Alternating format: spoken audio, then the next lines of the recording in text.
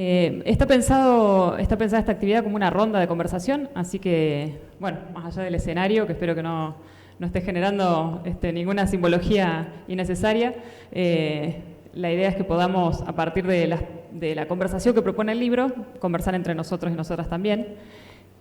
Bueno, así que me toca en principio solamente agradecer a los compañeros y compañeras de todas las organizaciones que participaron en la producción del libro y en sostener toda esta serie de actividades que tienen que ver con darle una mayor visibilidad y mayor impacto a este debate, que es un debate tan necesario en este tiempo, y también aprovechar, justamente porque estamos a pocos días de una elección y sabemos que está perfectamente articulada la discusión de este libro con los temas que estamos debatiendo hoy en nuestro país, y entonces también aprovechar esta ronda y este encuentro para conversar sobre los desafíos que tenemos como organizaciones, como instituciones, como universidades, como sindicatos también, en relación a el enriquecimiento y la complejización del debate económico, fiscal en la Argentina.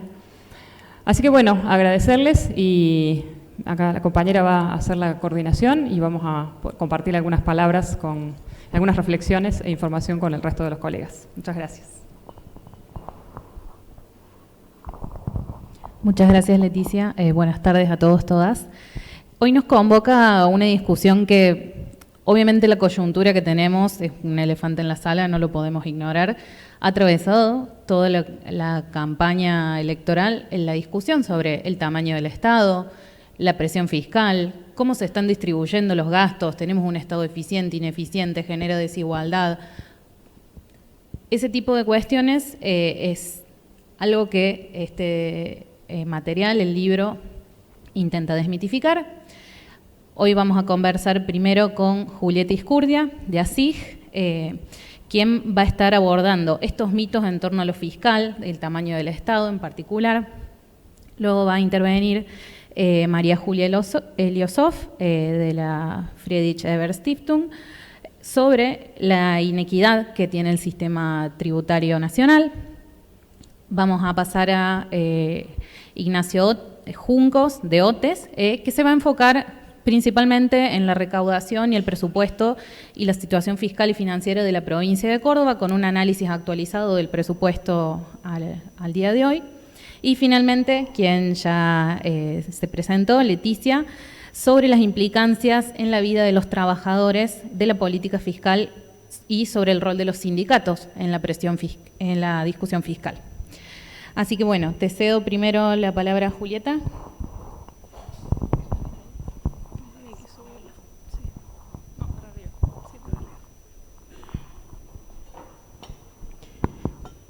Bueno, muchas gracias a quienes nos ayudaron con la convocatoria, Maju, que se puso al hombro toda la tarea de coordinación. Mi nombre es Julieta Iscurdia, integro una de las organizaciones que forman parte del ETFE, el Espacio de Trabajo Fiscal para la Equidad, que es un grupo de personas especialistas en diferentes temas fiscales, deuda, gasto público, impuestos, mecanismos de fraude fiscal de nuestro país. Y también de no solo especialistas o investigadores, investigadoras, académicos, sino también integrantes de organizaciones de la sociedad civil. La otra contraparte junto con ASIG es la Fundación Ebert, y nos reunimos un poco con la necesidad de aunar esfuerzos para dar la batalla cultural en torno a estos temas, para posicionar narrativas alternativas, heterodoxas, con perspectiva de derechos humanos y de género, que intenten aportar al debate con, de alguna manera, herramientas más accesibles, más entendibles para todos, todas, y un poco el manual apunta a eso, a darles herramientas a quienes estamos convencidos de que el rol del Estado es fundamental para revertir la desigualdad, para redistribuir la riqueza y los ingresos que están muy concentrados en nuestro país, y lo fiscal es clave para que el Estado cumpla bien ese rol. Entonces, un poco lo que reúne este manual son una serie de mitos, de sentencias que se instalan muy fácilmente también en nuestro debate público porque esconden en algunos casos algo de realidad. Maju va a enfocarse más en los de impuestos y creo que es uno de los grandes temas que han estado en esta campaña electoral y que entendemos que tienen el alcance y la llegada que tienen incluso para los sectores que están más castigados por los impuestos por un montón de inequidades, injusticias a la hora de recaudar. No me voy a profundizar en ese porque a mí me toca enfocarme más en el vinculado con el tamaño del Estado. Este mito, que es el primero del manual, lo escribió Marisa Duarte. Ella es socióloga y se ha especializado mucho en temas económicos y encara un poco el artículo, primero conceptualizando cuáles entendemos que son las funciones del Estado. Por un lado, los roles más constitucionales, garantizar la transparencia, la división de poderes, la seguridad de la administración del Estado. Por otro, una función económica, donde el Estado aparece como central a la hora de producir bienes y servicios. Incluso ahí aparece qué cantidad de subsidios y beneficios se dan a las empresas en nuestro país, y por otro lado una función redistributiva, que es donde entendemos que tenemos grandes deudas en nuestra democracia, y ahí también ella desarticula muy bien por qué este mensaje oculta de alguna manera otros gastos que no son solo los gastos sociales o en los que se pone tanto el foco actualmente en el debate, visibilizando un poco algunos datos. Por ejemplo, que la asignación universal por hijo representa apenas el 0,5% del Producto Interno Bruto, mientras que los subsidios a las empresas representan el 3% del Producto Interno Bruto. Se habla mucho también de que el gasto en salarios o en el sector público, en política, se lo menciona así también sin discernir qué hay ahí adentro, es muy elevado, y cuando lo vemos en términos de los datos, no llega al 3% del Producto Interno Bruto, o sea, es menos de lo que el Estado decide destinar a subsidiar empresas. Y después hay algo de esta frase que en algún punto desconoce en qué gasta el Estado, y nuestra alternativa, nuestra propuesta es pensemos más allá del tamaño del Estado, que quizás hasta tiene sentido discutir cuestiones más vinculadas con la eficacia, con la eficiencia, con la equidad en el gasto, sin ir más lejos. La asignación universal por hijo, que es una de las transferencias de ingresos más importantes para niños y niñas en nuestro país y familias de hogares de menores ingresos, tiene o replica ciertas inequidades que hacen que hoy haya familias de mayores ingresos que reciben transferencias más altas, si pensamos en asignaciones familiares, deducciones de ganancias para familias con hijos. Digo, ahí hay un montón de cuestiones que hay que revisar, pero no es tal el gasto social si se lo contrasta con lo que el Estado decide invertir para el capital o para sectores económicos concentrados. Entonces planteamos la necesidad de pensar en revisar las prioridades, no tanto el tamaño del Estado, sino cómo distribuir esa inversión. Y hay otro de los mitos, y que aborda de alguna manera también Marisa en es lo que el Estado decide dejar de recaudar a través de un gasto que no es gasto directo, pero sí es gasto igual o equivale al gasto directo, que es el gasto tributario o los beneficios impositivos. Este año, por segunda vez, Massa envió al Congreso un anexo con el proyecto de presupuesto nacional, donde identificó que este tipo de beneficios, gastos tributarios y otros, como pueden ser el régimen de promoción a la minería, alícuotas reducidas en bienes personales o exenciones de bienes personales a inmuebles rurales, a depósitos en entidades financieras, un montón de regímenes que tienen reducciones en impuestos, básicamente, representan el 4.7% del Producto Interno Bruto. Eso equivale a todo el presupuesto del Poder Judicial, del Poder Legislativo y de 15 ministerios de salud. O sea, es muchísimo dinero si contrastamos en qué se está gastando o en qué se está decidiendo dejar de recaudar. Y uno de los mitos aborda el tema del secreto fiscal. ¿Por qué lo traigo para hablar del tema de gastos tributarios?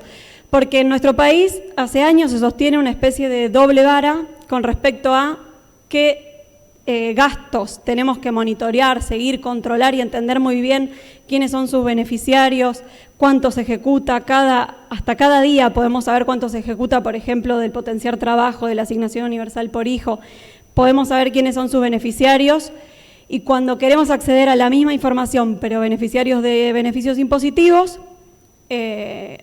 no es posible, porque la AFIP aplica de forma muy restrictiva el secreto fiscal, entendiendo que tiene que prevalecer el derecho a la intimidad y a la privacidad de los contribuyentes como una garantía intocable por sobre el interés público de esa información, en términos de que son recursos públicos que nos deberían permitir acceder a esos datos para controlar cómo el Estado gestiona ese dinero. Entonces, a la hora de acceder a información, pero también a la hora de exigir monitoreo, evaluación, rendición de cuentas de este tipo de gastos, hay una doble vara que tiene que revertirse y que eso se puede hacer armonizando el secreto fiscal, exigiendo más transparencia en este tipo de beneficios. No sé, los más burdos de estos beneficios son, por ejemplo, la exención de ganancias a jueces, que ahí sabemos quiénes son porque son los jueces, ¿no? Pero después hay muchos otros que no sabemos, no sé, las exenciones de bienes personales a inmuebles rurales, según esta separata que envió más al Congreso, son apenas 450 beneficiarios cuando se trata de inmuebles radicados en el exterior. Y es muchísimo dinero, eso equivale a más de lo que hoy el Estado está invirtiendo en la asignación universal por hijo, que la reciben más de 1 millón de beneficiarios. Digo, como para contrastar y desarmar un poco la idea de que el Estado es demasiado grande, nos parece, para ir cerrando, que lo que tenemos que revisar son las prioridades y que efectivamente no estamos aprovechando el rol del gasto para redistribuir como pudiésemos o como podríamos si se revisan este tipo de gastos o beneficios, que en algún punto son también privilegios que no son vistos como tales.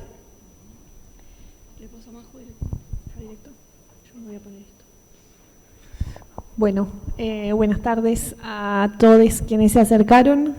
Muchas gracias a Gonzalo, que un poco funcionó de articulador para esta actividad, a Leticia, a Duke, a la CTA. Me parece muy significativo poder hacer esta actividad, tener esta conversación en un espacio sindical y que los sindicatos se animen también a esta discusión, que incluso a veces puede ser incómoda, y que tenemos muchas cosas que debatir y discutir, pero bueno, celebro un montón que lo estemos también realizando aquí. Bueno, y gracias también a Fundeps y a los compañeros de LOTES que, bueno, van a tener un montón para decir sobre la discusión en la provincia. A mí me toca un poco traer la discusión sobre lo tributario que planteamos en el libro.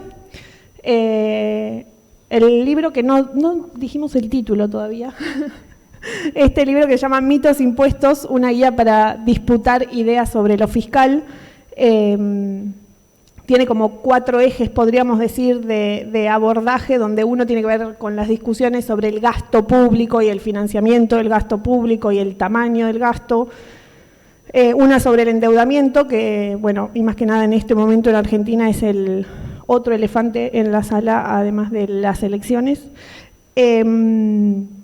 Las discusiones sobre lo tributario, hay muchos mitos o muchos capítulos que tienen que ver con eso. Y bueno, y también sobre la discusión sobre la corrupción también hay un capítulo sobre ello. Para empezar a charlar sobre lo tributario en particular, cuando empezamos a pensar este libro y empezamos a identificar los mitos que queríamos desarmar con este manual, Milei no estaba en carpeta como candidato a presidente, y si bien hay muchas narrativas ahí armadas sobre lo tributario, esto de los impuestos son un robo no estaba todavía ahí en pantalla. Pero para empezar, me parece un buen gancho hablar que probablemente para todos nosotros acá en este lugar, claramente los impuestos no son un robo, pero señalar un poco que los impuestos no solamente cumplen un objetivo que tiene que ver con la redistribución de ingresos en la sociedad, sino que también tienen un montón de otros objetivos que en Argentina son muy importantes, que tienen que ver, no sé, por ejemplo, los derechos a exportación, las famosas retenciones, que en esta provincia son muy, muy significativos, tienen un rol también vinculado a la estabilización de precios internos, o pueden estar protegiendo determinadas actividades, los derechos a la importación, o pueden ser impuestos que desincentiven ciertos consumos, como los impuestos a los cigarrillos, o directamente a impuestos que fueron implementados con objetivos de protección social. Por ejemplo, el monotributo es un impuesto que en términos de recaudación es totalmente insignificante, ni que hablar del monotributo social, que no tiene esa parte, pero sin embargo tiene el objetivo de formalizar, de incluir más personas dentro de la protección social. Entonces, digamos, para un poco apuntalar esa discusión. Ahora, como bien decía Julia al principio, muchos de estos mitos que nosotros fuimos trabajando en el libro tienen algunas puntas que hacen sentido, ¿no? Si uno de los mitos que tenemos aquí, que desarma Magdalena Rúa, que es quien además hizo la coordinación académica de este libro, es la presión fiscal nos está asfixiando. Digamos, los relatos en torno a que en Argentina la presión fiscal es súper alta, son muchos, y sin embargo los números nos dicen otra cosa. Nos dicen, por ejemplo, en Argentina la presión fiscal, que es el indicador que habla de la recaudación sobre el Producto Bruto del país, está alrededor del 29,4%, mientras que en los países de la OCDE, los países desarrollados, digámosle, está alrededor del 33,5%, es decir, bastante por debajo de los países desarrollados. Incluso está por debajo de Brasil, que tiene alrededor del 28%. También Argentina tiene el promedio de alícuotas máximas por debajo de los promedios de la OCDE, es decir, digamos, todos estos pequeños datos para identificar que esa presión fiscal no sería tal como se narra. Sin embargo, vuelvo a lo que estaba diciendo antes, sí hay algo en realidad hay algo que le cabe a esa frase de que hay determinados actores en la economía, en la sociedad, que sí sienten una presión fiscal, que sí se ven gravados mucho más proporcionalmente que otros sectores, y esto es lo que en general cuando describimos o caracterizamos el sistema tributario en Argentina, decimos que nuestro sistema tributario es un sistema tributario regresivo o injusto. Es decir, que un sistema tributario justo apuntaría a poder gravar de mejor manera a quienes más capacidad de pago tienen. Puede ser un poco más exacto en eso, ¿no? Quienes más patrimonio, ingresos tienen, podría gravarlo mejor. Sin embargo, la estructura tributaria en nuestro país muestra que más del 43% aproximadamente de la recaudación está dada por el impuesto al valor agregado, el famoso IVA, que es un impuesto que es muy regresivo, decimos, es malo, es un impuesto que se recauda muy fácil, se recauda de manera muy sencilla, por eso es un impuesto con el que los gobiernos en general no pueden meterse o no les gusta tanto meterse, pero que es muy injusto porque grava proporcionalmente más a las personas de más bajos ingresos. Y esto ocurre porque básicamente no todos los productos tienen un 21% de IVA, pero imaginemos que si yo gano 100 pesos, el 21% va a IVA en mis gastos, una persona que gana 4, 5, 6 veces más que eso, o bueno, 30, como hoy más o menos está la desigualdad entre los deciles de ingresos más bajos y más altos, las personas de más altos ingresos, una proporción de sus ingresos no la dedican al gasto al consumo de bienes, por lo tanto no están pagando ese IVA, eso hace que este impuesto sea, decimos, regresivo. Y por el otro lado, digamos, los impuestos que mejor podrían captar la riqueza y el patrimonio, mejor podrían gravar esa parte del patrimonio de las personas y de los ingresos, como digo,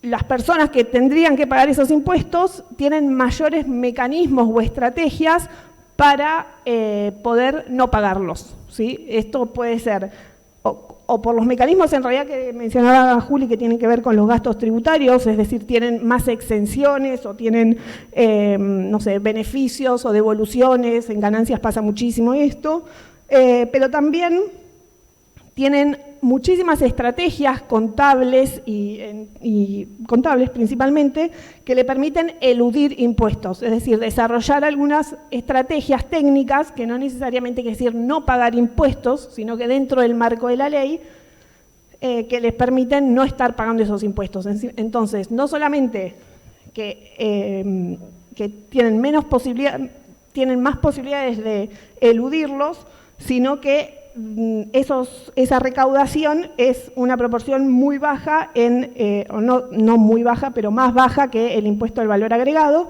En ganancias es aproximadamente el 34,8%, es decir, 10 puntos menos que lo que se recauda por IVA. Impuestos al patrimonio, por ejemplo, a nivel nacional representan el 2% de la recaudación o en promedio los de propiedad en las provincias el 3,6%.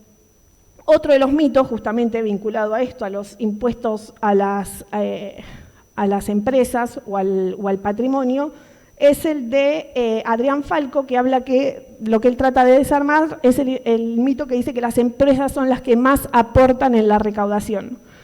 Y esto no solamente está abordado en el mito que plantea Adrián Falco, sino también el de Alejandro Gallero y Gustavo García Zanotti, en donde muestran cómo las grandes empresas, las grandes corporaciones, especialmente empresas transnacionalizadas, de vuelta me refiero, puedo hablar de esta provincia, porque una de las empresas un sector empresario donde más se hace uso de esta estrategia es el sector agroexportador, donde se utilizan estrategias de triangulación del comercio,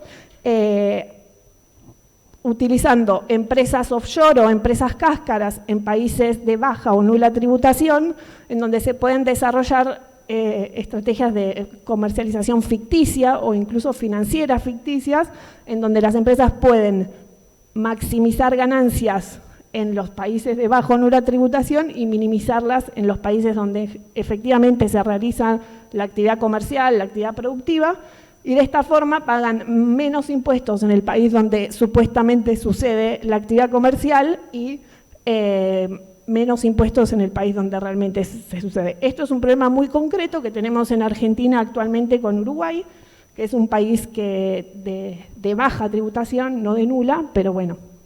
Uy, ya voy 10 minutos, así que voy a acelerar. Todo esto, además, algo que no mencioné, tiene una dimensión no solamente desigual en términos de clase, sino que también de género, porque las personas, dentro de las personas que se ven más afectadas por este sistema tributario regresivo en el que tenemos en Argentina, son las mujeres que están sobre representadas en los deciles de ingresos más bajos. El decil de ingresos más bajos en Argentina hoy está representado en un 6,5% por mujeres. Dentro de ese 10%, el 6,5% son mujeres.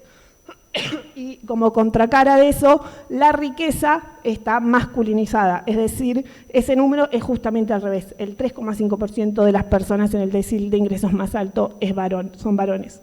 Es decir, que un sistema impositivo más justo, que pueda captar de mejor manera, o sea, gravar menos a los que menos tienen y gravar más a los que más tienen, también tendría un impacto en términos de género que sería muy bueno de aprovechar. Esto también se ve, otro dato, en el impuesto a las grandes fortunas, que es el aporte solidario a las grandes fortunas, en donde solamente el 25% de las personas que lo pagaron eran mujeres. Otro dato me parece significativo, también si pensamos en los usos que tuvo ese impuesto, uno fue vinculado a becas Progresar, donde también tienen una gran representación las mujeres. Y solo para terminar, desafíos en términos de sistema tributario. Obviamente nuestro sistema tributario es injusto, es complejo, también esa es una realidad, es muy complejo. Más que nada si lo vamos a pensar ahora en términos provinciales.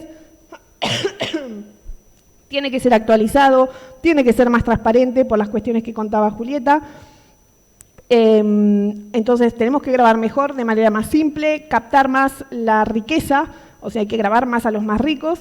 Hay que trabajar y fortalecer la discusión internacionalista también en estos términos, o sea, la discusión de la tributación no puede ser una discusión solamente al interior de las fronteras, por esto, ejemplo muy concreto que mencionaba con Uruguay, sí o sí hay que pensar esto en términos internacionales. Y esto implica, por ejemplo, intercambio de información entre países, esto implica registros de beneficiarios finales, para saber realmente quiénes son los que están detrás de las riquezas. Así que, bueno, hasta ahí.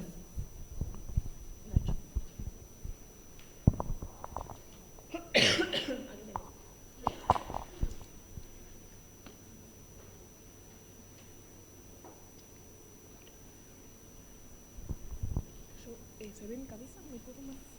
Tampoco. Hola, buenas tardes. Bueno, como ahí venían anticipando, la idea es traducir un poco estas ideas de los distintos mitos y las discusiones sobre lo fiscal a la realidad provincial.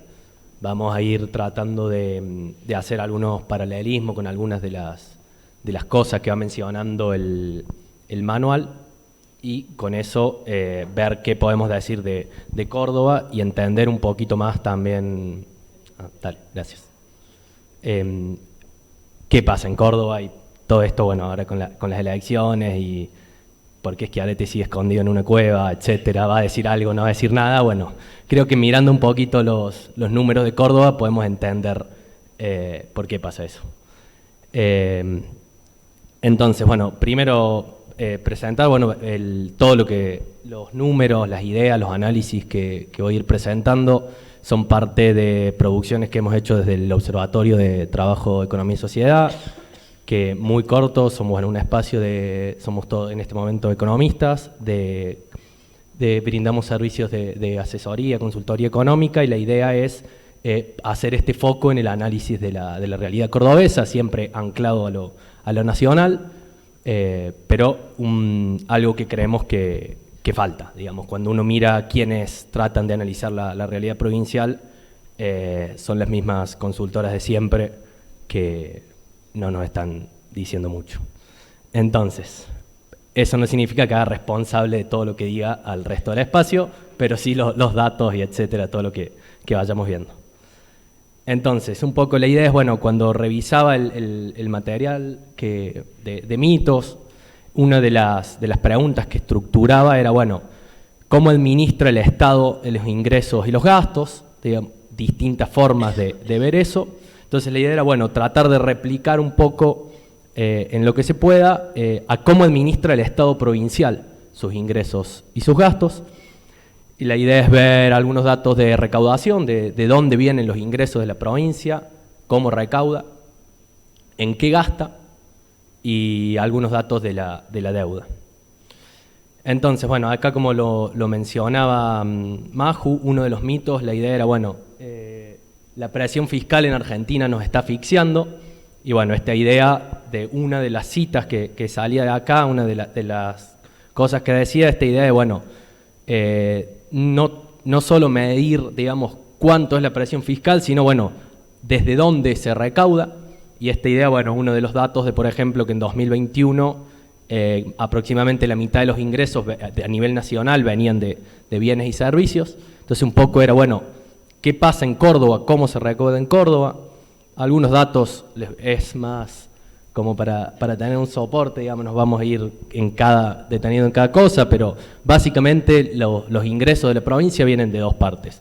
Recursos que se llaman de origen provincial, digamos, lo que recauda propiamente la provincia a través de impuestos de jurisdicción provincial, y los recursos de origen nacional, que vendrían a ser, entre otras cosas, pero mayoritariamente la coparticipación, digamos. Hay una de las primeras cosas a mencionar, en la figura que está ahí muestra cómo evolucionaron, descontando la inflación. Las barras azules son los recursos provinciales.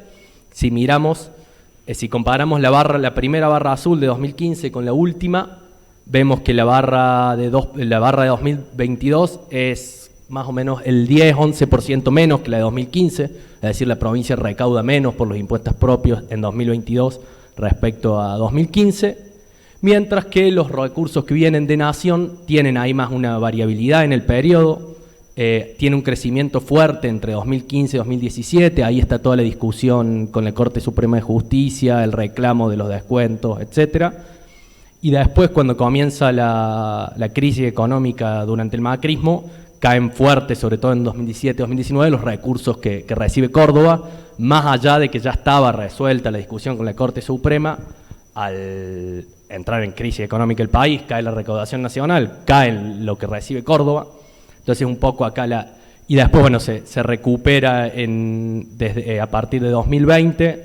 Si tomamos punta a punta es prácticamente el mismo valor, 2% varía, pero entonces nos interesaba destacar esto de, bueno, muchas veces el discurso en la provincia es, bueno, nos enfocamos en Córdoba, Córdoba produce, Córdoba va para adelante, no importa lo que pase en Nación, nos mantenemos al margen, sin importar las consecuencias. Y bueno, vemos que no, Córdoba no es una isla, está anclada en una realidad nacional y efectivamente nos afecta, en este caso a los ingresos. Y otra cosa, digamos, si comparamos 2015 contra 2022, del total de esa recaudación, en 2022 la proporción que viene de Nación es más alta de la que era en 2015. O sea, digamos, si uno toma los 8 años o 7 años, digamos, casi todo la gestión Schiaretti y esta idea de vuelta de Córdoba siendo casi un independentismo local, de que en realidad fiscalmente está dependiendo más de los recursos de origen nacional de lo que dependía al inicio de la gestión Schiaretti.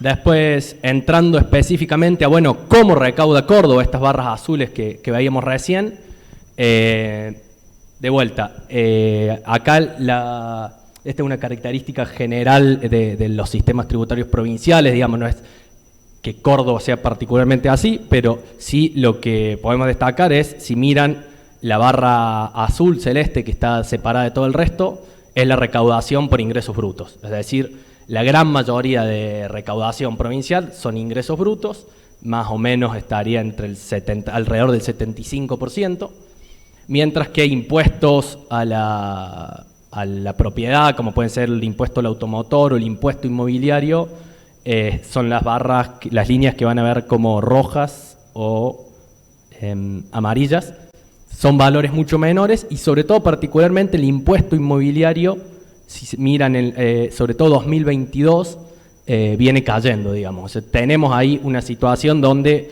Córdoba recauda cada vez menos por este tipo de impuestos a la propiedad.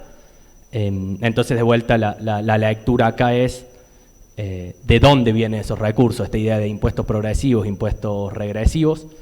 La idea es que los impuestos a la propiedad son progresivos en el sentido que gravan más proporcionalmente a aquellas personas que más tienen. Un poco con un breve pantallazo de, bueno, cómo se recauda en las provincias y qué relación tiene con esta idea de la presión tributaria.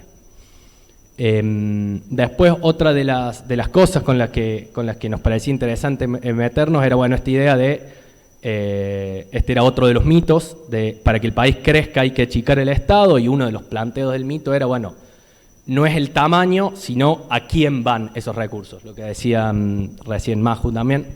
Entonces decimos, bueno, vamos a mirar, bueno, en Córdoba, ¿qué pasa? ¿Hacia dónde van los recursos del Estado provincial? Para esto ahí es un análisis de entre 2010 y 2024 de los presupuestos. Presupuesto 2024 que se aprobó ayer, nuevito. Publicamos ayer un informe sobre el presupuesto 2024, está ahí, está colgado en la página, ya que voy a ser bastante breve, pero la idea, dos cosas para mirar acá, digamos esto de, bueno, a quién van los gastos del Estado provincial. Por un lado, si miran la línea celeste, son los gastos en servicios sociales, que podemos decir que en 2011, 2012, el principio de la serie, que está en los valores más altos, aproximadamente la mitad, el 52% del presupuesto iba a servicios sociales, y a lo largo de la década, sobre todo a partir de entre 2015 y 2019, esa proporción cae, digamos, el Estado empieza a destinar menos recursos a cumplir los servicios sociales, básicamente lo más fuerte es educación, salud, digamos, las responsabilidades del Estado que están descentralizadas, y la contrapartida a eso son la barra naranja, fíjense que es la otra que tiene un cambio de tendencia en la serie, que es la de servicios económicos. La idea es, bueno, ya vamos a entrar a ver, pero acá entran básicamente algunos aportes a empresas, a distintas actividades productivas, y el pago de la deuda, que también en Córdoba es lindo, interesante discutir. El otro punto, digamos, si uno mira la serie completa, vemos esto, que hay una caída de la participación de servicios sociales de 52 a 45, 48, según que miremos, y en servicios económicos un crecimiento. Ahí, bueno, el presupuesto 2024 presenta a priori, digamos, son estimaciones, después hay que ver qué pasa, como un quiebre en la tendencia que si no alcanza a recuperar, digamos, lo de otros años, pero para tener en cuenta. Veíamos las líneas, digamos, ¿qué hay adentro de servicios económicos? Lo que veíamos ahí, la línea naranja, es prácticamente presupuesto a una agencia que se encarga de la deuda de la provincia, que es ASIF. Y lo otro que nos interesaba destacar de Córdoba era la diferencia entre lo que ven como la línea amarilla, que son los aportes destinados a las actividades primarias, a la agricultura, y la línea celeste, que son aportes a la industria. Si miran el principio de la serie, la diferencia no era tan llamativa y hay un momento donde se despegan los aportes a la agricultura y digamos eso se traduce después si uno mira los datos de producción de la provincia, la industria que en algún momento era lo que más representaba en la economía provincial, queda tercera después del comercio y del sector agroindustrial, eso se traduce en empleo, salarios, etc. Y después, ¿en qué más? Digamos, bueno, en el término de servicios sociales, ¿qué es lo que hay ahí adentro en el gasto? Bueno, lo que veníamos viendo, el principal gasto es en educación y cultura, que si se fijan, tiene un crecimiento en los últimos años, se viene recuperando, y particularmente en 2024 se espera un crecimiento en educación y cultura de más o menos el 8%. Al mismo tiempo, la línea gris, el segundo gasto es en salud, digamos, las dos necesidades más centrales que tiene que garantizar el Estado provincial, que de vuelta también en 2024 pareciera crecer, pero no llega, digamos, están en niveles similares, por ejemplo, los de 2021. Y en contrapartida, lo que viene decreciendo es el presupuesto en vivienda y en asistencia social.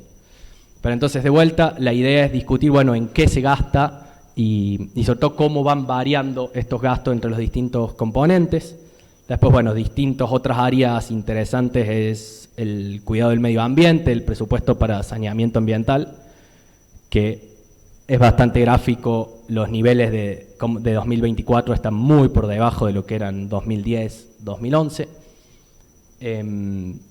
Y otro de los rubros que en el presupuesto se declara como central y de importancia es la desigualdad de género, y acá particularmente en 2020 se creó el Ministerio de la Mujer, que en 2023 había tenido un crecimiento en el presupuesto, estaba en los valores más altos de que se había creado, y ahora para 2024 vuelve a niveles anteriores, un ministerio que viene en crecimiento en términos de programas que abarca y etcétera.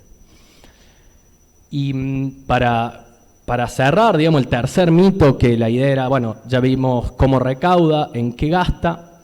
La idea es, bueno, la provincia tiene un discurso de que tiene un resultado fiscal positivo, eso es lo que se ven ahí en las líneas.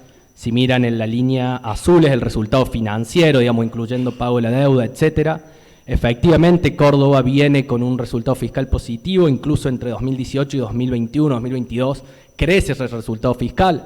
Otra discusión es, bueno, ¿hasta dónde es razonable o hasta dónde es lógico en contexto de crisis decir, bueno, priorizo el resultado fiscal digamos, este resultado fiscal combinado con una caída en el gasto en servicios sociales.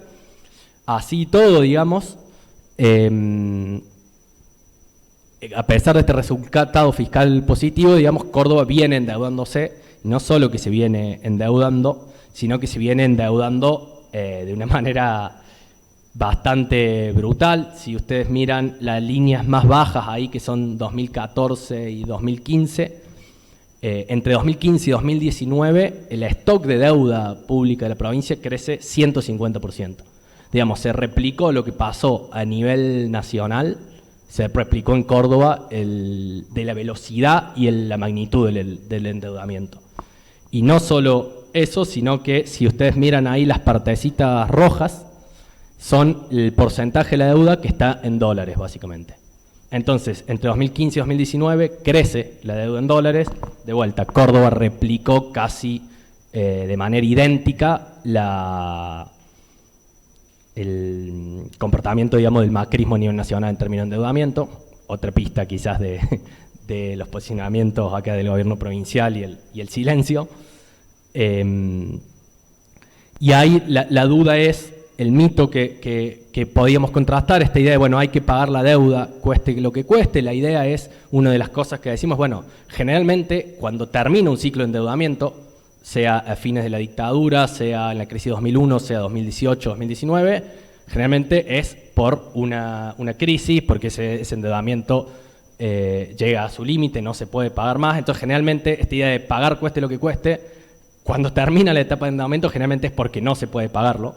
Y entonces, bueno, ¿a costa de qué hay que pagarlo? Y bueno, en eso lo de Córdoba es muy evidente en términos de, por ejemplo, todo esto que venimos viendo de cómo se endeudó y etcétera, se tradujo en vencimientos que tenía que pagar Córdoba imposibles. Si ustedes, ahí hay dos barras. Las líneas rojas son los vencimientos a los que se comprometió Córdoba originalmente cuando se endeudó en 2016, 2017.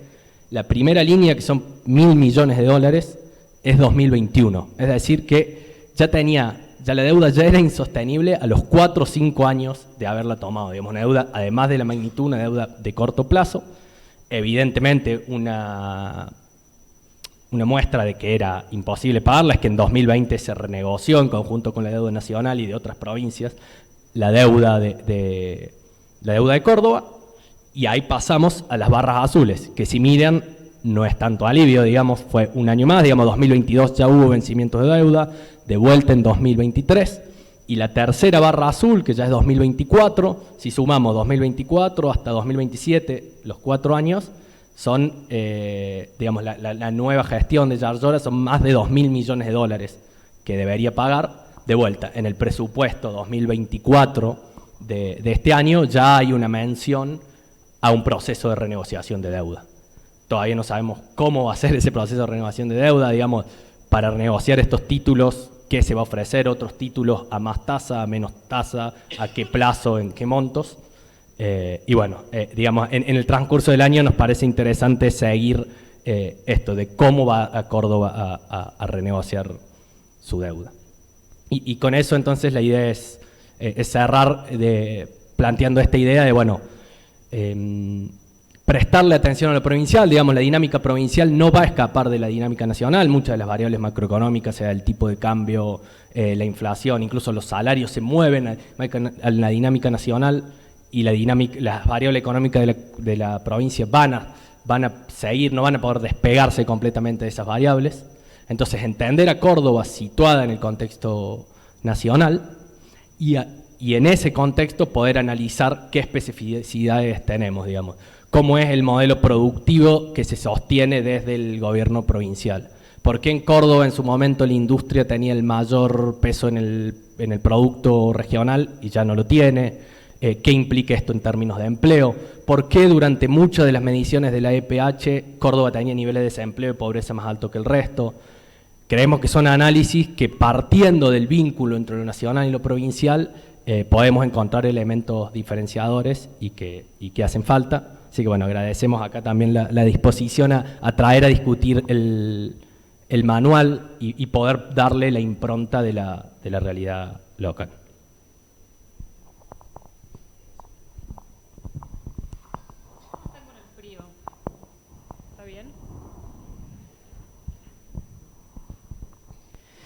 Bueno, decía recién María Julia estaba entusiasmada por el hecho de estar haciendo esto en un sindicato y me contaba ahí antes de empezar que es como una de las deudas que queda o uno de los desafíos que tienen por delante seguir generando estos espacios también en articulación con sindicatos, con organizaciones del trabajo. Bueno, como verás, tampoco es tan sencillo. Es una intención por ahora, es una intención. Algunos compañeros, como compañeros acá de la bancaria, que les agradezco especialmente, se hicieron presentes y varios de nuestro sindicato también. Pero evidentemente hay mucho que hacer también en el ámbito sindical para apropiarnos de estas herramientas que van apareciendo en el espacio público. En este contexto, si bien no estuvo pensado para este contexto, viene a caer en un contexto especialmente difícil y que nos está demandando en particular este tipo de herramientas, ¿no? Y decíamos ahí hace un ratito con los compañeros y compañeras de la bancaria que qué pocas herramientas tenemos en los sindicatos para dar estas discusiones, para enriquecer el debate político que tenemos en las organizaciones, para salir a dar esta batalla cultural, que también hay que, me parece, repensar, incluso en sus términos, ¿no? Y me parece que una de las cosas que estamos viendo como ausencias y como vacíos y como desafíos para el debate político tienen que ver con la lectura de la propia historia, ¿no? Lo más evidente que se nos aparece es, bueno, estos discursos reivindicadores de la dictadura, estas propuestas de salidas violentas como alternativas válidas y que tienen que ver, o por lo menos a quienes en algún momento estuvimos en contacto con el debate y la militancia por los derechos humanos, tiene que ver con una formación crítica respecto de nuestra propia historia. Y también en los sindicatos tenemos una tradición de revisar nuestra historia para ir a buscar en esa tradición sindical combativa, comprometida con un proyecto nacional o como querramos llamarle, algunas pistas para pensar el presente. Igual me parece que hace tiempo que no lo hacemos de manera sistemática y muchas veces nos quedamos en el anecdotario, ¿no? Y en la figura de esos dirigentes célebres a los que homenajeamos en sus fechas de nacimiento o muerte. Pero me parece que es importante buscar en esa tradición del sindicalismo algunas claves y eso intenté hacer a partir de la invitación de este libro, buscando quizá un poco superficialmente, pero buscando en los programas del movimiento obrero, ¿no? En esos programas que intentaron de alguna manera plasmar proyectos de país que se centraran en el bienestar de la clase trabajadora y para los cuales era clave el rol del Estado y, bueno, y también, por supuesto, de todos sus aparatos y sus sistemas, ¿no? Y me puse a revisar desde los primeros programas, no porque fueran los únicos lugares, ¿no?, donde se puedan encontrar esas huellas de esa tradición sindical, pero sí porque, bueno, son el legado más claro en términos de construcción de una propuesta de unidad también, en un movimiento obrero que nunca estuvo unido, ¿no?, que siempre tuvo al menos dos vertientes, dos tradiciones, y de las que también hoy estamos viendo sus expresiones. En La Falda, en el programa de La Falda de 1957, ya bajo el título de Independencia Económica, se proponía el control estatal del comercio exterior, la liquidación de monopolios, la planificación en función de la defensa de la renta nacional, la política energética nacional, y bajo el título Justicia Social, el salario mínimo vital y móvil, y un sistema de previsión social integral, unificando a los beneficiarios y extendiendo a todos los sectores del trabajo los beneficios del sistema previsional. Una cosa que hoy también nos hace mucho sentido, ¿no?, cuando tenemos un sistema previsional, bueno, que está en proceso de integración o que está haciendo un esfuerzo de integración a partir de un horizonte de la política pública de protección de la clase trabajadora que también es heterogénea y que también está en su buena parte por fuera de los sistemas de protección estatal. En 1962, en Huerta Grande, hay también algunas claves como el control estatal del comercio exterior. Yo algunas las traigo no porque aludan directamente a la cuestión fiscal, sino porque aluden a la discusión política y sabemos que el control del comercio exterior es uno de los debates que está hoy, que quedó expresado claramente en el último debate entre candidatos y que tiene que ver con las posibilidades de recaudación del Estado, ¿no? Entonces, el control estatal del comercio exterior aparece en todos los programas históricos de la clase trabajadora. La nacionalización de sectores claves de la economía también aparece como una estrategia clave.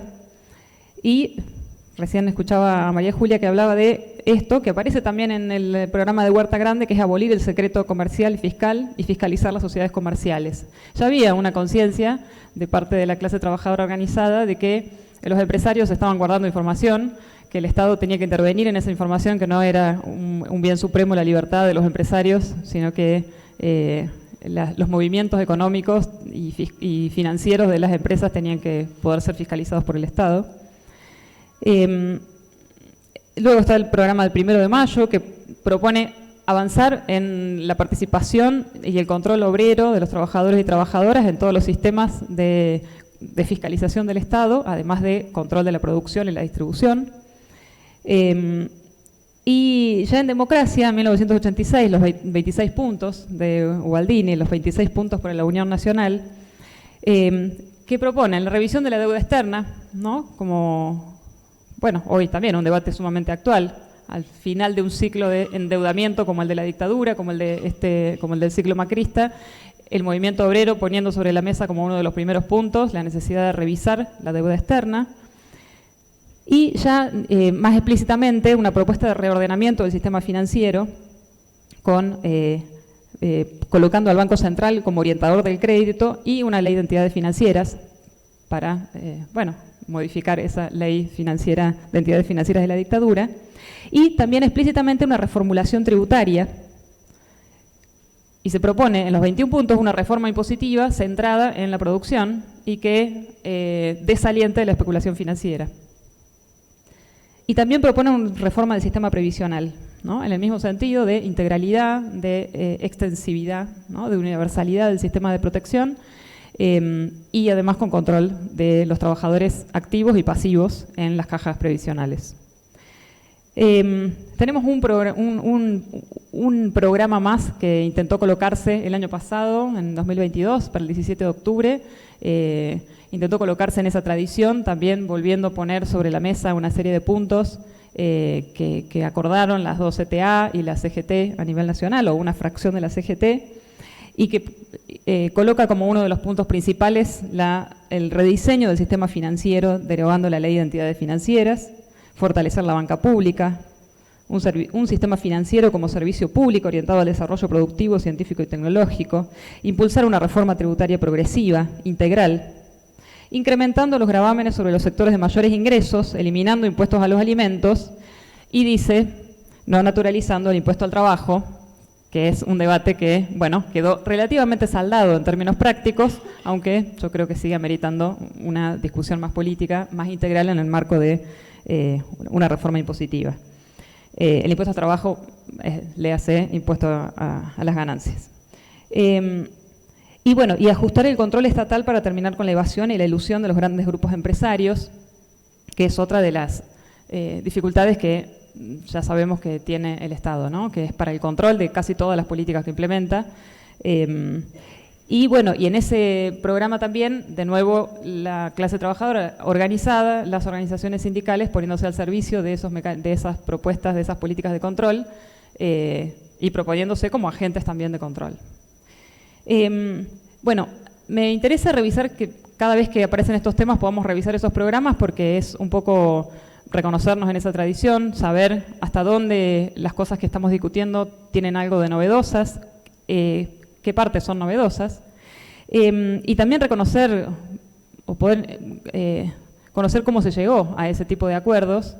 Y una de las cosas que sabemos es que a esos acuerdos se llega también a partir de la articulación de las organizaciones sindicales con actores académicos, con organizaciones como las que están acá participando, que en la división social de trabajo se dedican a la producción y se dedican a la producción de este tipo de contenidos también cuando hay un Estado sosteniendo espacios de investigación, universidades públicas y demás. Estos programas son resultado de una comprensión de que las inversiones productivas que se necesitan para producir más trabajo, para generar más y mejor trabajo de calidad, no son resultado de la competencia fiscal, de la reducción de los impuestos y hacer un país atractivo a los inversores en esos términos, sino que tienen que ver, están articuladas con el crecimiento económico, con la reactivación económica, y que entonces, bueno, nuevamente el mito de la libertad para el crecimiento y el desarrollo económico se evidencia como una fantasía interesada, ¿no? En ninguno de los programas de la clase trabajadora se pone en cuestión el rol orientador del Estado, el rol regulador del Estado, y también se revaloriza de manera consistente, de manera muy insistente, sobre todo en los primeros programas, el rol de la clase trabajadora como contralor, como acompañante, como apuntaladora de esas políticas. Un rol que se fue perdiendo también, incluso en los programas, ¿no? Se prioriza la demanda al Estado más que el rol activo. Decía, ninguno de los programas de la clase trabajadora se pone en cuestión el rol del Estado, pero ahora sí. Ahora sí. No en la dirigencia, no en los plenarios de las organizaciones sindicales, pero sí en las bases. Sí se pone en cuestión el rol del Estado. Y me parece que después de, o junto con todas las lecturas económicas, creo que es importante volver a la intención del libro, ¿no? Que es esta intención de la batalla cultural, del debate político, que insisto, como decíamos al principio, es creo que lo que más claramente se ha puesto en evidencia en este tiempo, ¿no? Que es el vaciamiento del espacio público, del debate político, el debilitamiento de los recursos que los ciudadanos y ciudadanas estamos teniendo para interpretar la realidad, ¿no? Para interpretar la realidad en términos históricos, en términos actuales, y que me parece que es una cuestión que nos debe interpelar a todas las organizaciones, a los sindicatos, a los espacios educativos y a las instituciones educativas, ¿no? Porque realmente es una pregunta visceral la que me hago, es qué estamos haciendo en las universidades, qué estamos haciendo en las escuelas como docentes, como formadores, para que los ciudadanos, no hablo de los jóvenes solamente, ¿no? Hablo de los ciudadanos y ciudadanas en general, puedan apropiarse y poner en discusión y en tensión y rediscutir con esas ideas que están circulando hoy en el espacio, en la esfera pública. Me parece que yo decía, la idea de batalla cultural me parece que a veces se queda un poco corta para las tareas que tenemos y los desafíos que tenemos hoy. Creo que estamos ante la urgencia de una tarea que es urgente, pero al mismo tiempo es de muy largo plazo, que es la reconstrucción de las posibilidades y las condiciones para el debate político. Y eso nos coloca a todas las organizaciones en un lugar de responsabilidad muy importante. Somos la semilla y el motor de eso que tiene que volver a nacer, que es los acuerdos para una convivencia democrática, los espacios para la conversación y, por supuesto, también el debate político. Un debate político al que no le podemos correr más el cuerpo, que es parte de la tradición que ha forjado el sindicalismo tal como lo conocemos, un sindicalismo fuerte y representativo en Argentina, y que en este último tiempo también ha dejado de lado ese compromiso con la discusión política y con la construcción de horizontes sociales nacionales, y me parece que eso también es lo que se está viendo hoy. Entonces, me parece que también los sindicatos y los espacios educativos tenemos la tarea de tomar estas herramientas, pero sobre todo también tomarlas para poder generar espacios de encuentro, de conversación, de interacción, de construcción y reconstrucción de lo común, ¿no? De lo que tenemos en común.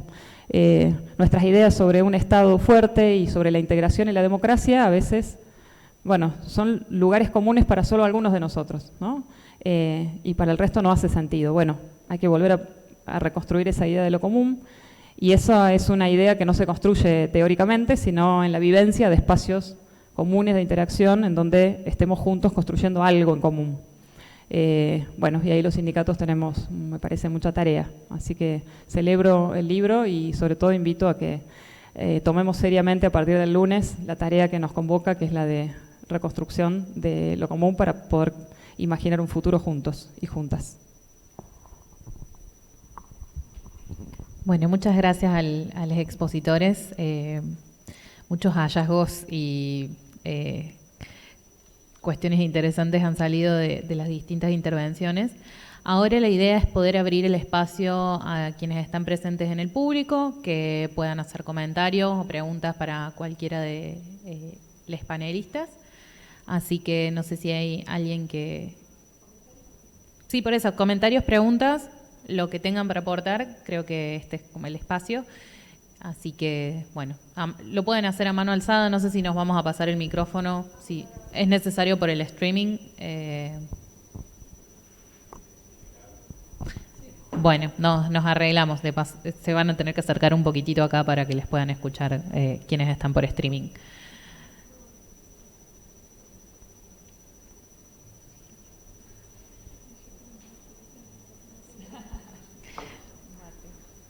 Para que sea una ronda de mate tiene que haber mate. Claro. Bueno, si estamos tímidos, yo sí estuve anotando algunas conclusiones que obviamente todas las intervenciones se conectaron mucho entre sí. Creo que Julieta comenzó con una frase muy atinada, que es una deuda de la democracia que el Estado cumpla su función redistributiva, y eso me lleva a pensar también a cómo el modelo neoliberal instalado por la última dictadura en Argentina todavía está muy difícil de desarraigar y que lo tenemos más incorporado de lo que probablemente seamos conscientes. Y a su vez que los modelos de producción extractivistas hoy están siendo profundizados por el sistema fiscal y los beneficios que se otorgan, como por ejemplo a la producción minera. A la vez que la sociedad desigual sigue siendo profundizada a través de impuestos regresivos como el IVA, en particular para los hogares más pobres y para las mujeres. Y de la intervención de Ignacio me quedo con que Córdoba no es una isla, como muchas veces nos pintan hacia afuera, no solo por la dependencia grande de los ingresos de nación, sino por las coincidencias que hay entre los sistemas fiscales de ambos estados. Algo que vemos mucho desde Fundeps, porque nuestro trabajo se enfoca en ciertas áreas, es la poca dedicación de gasto al cuidado del ambiente y a políticas de género. Y esto de que está en caída también nos da una pauta de cuáles son las prioridades del gasto público y por ende las prioridades de las políticas provinciales. Asimismo, el gasto dedicado al modelo agroindustrial y la profundización del modelo agroexportador habla de seguir con las políticas extractivistas que vemos también a nivel nación. Lo mismo que el desincentivo a gasto en la industria, que profundiza de nuevo el modelo económico neoliberal y no incentiva la creación de empleo. Finalmente, creo que los altos niveles de endeudamiento en moneda extranjera, cotejados con el recorte de gasto social, gasto en salud, gasto en educación, me lleva a preguntar ¿para qué nos estamos endeudando y quiénes están pagando esa deuda? ¿Cuáles son las vidas afectadas por ese nivel de endeudamiento? ¿Y cómo lo vamos a pagar? Seguramente con más modelo extractivista, por cómo viene la mano en las distintas intervenciones, se puede ver fácilmente. Y de tu intervención, Leticia, me parece que rescato mucho el rol del movimiento de derechos humanos, de los movimientos sociales y en particular de los sindicatos en reivindicar un rol protector del Estado, no solo regulador de los poderes económicos concentrados y de la rendición de cuentas, que es clave, pero sino de un modelo progresivo que cuide las vidas más vulnerables o las más vulnerabilizadas por los sistemas económicos desiguales. Y bueno, y a cómo nos debemos seguir discutiendo estos temas, aunque sean espinosos, aunque nos enfrenten a la política partidaria, que es un lugar bastante incómodo para muchas organizaciones, me incluyo, porque es algo que nos cuesta, pero que es necesario para hacer frente a todos estos mitos infundados y fácilmente reversibles con toda la evidencia que han generado en este maravilloso libro. Así que eso, intervención mía, por favor, público, cómo es tu nombre y si te querés acercar hasta acá porque necesitamos que se hable por el micrófono.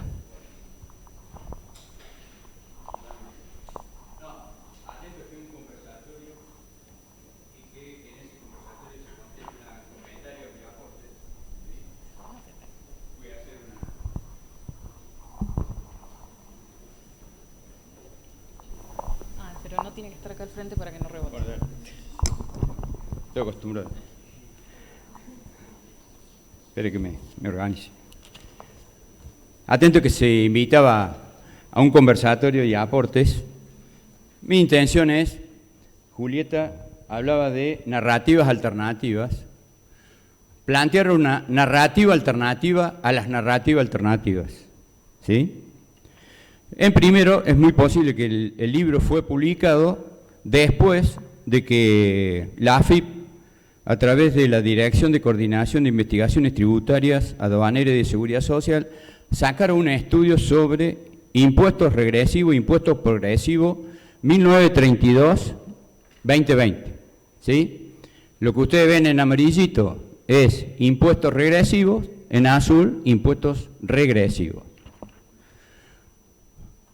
¿Qué lectura yo hago de grandes tendencias? ¿Sí?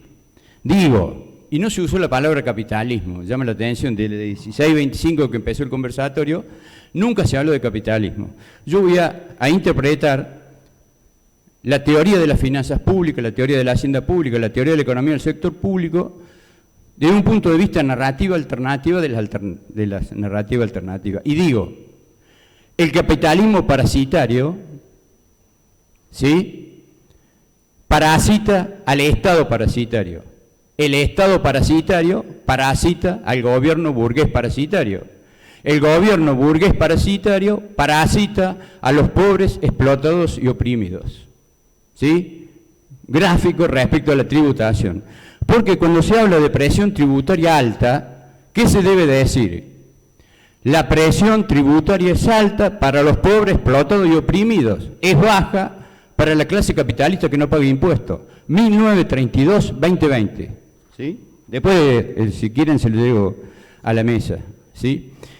Y me parece que esto es central porque siempre el Estado burgués fue financiado por los pobres. 1930-2020. Siempre fue.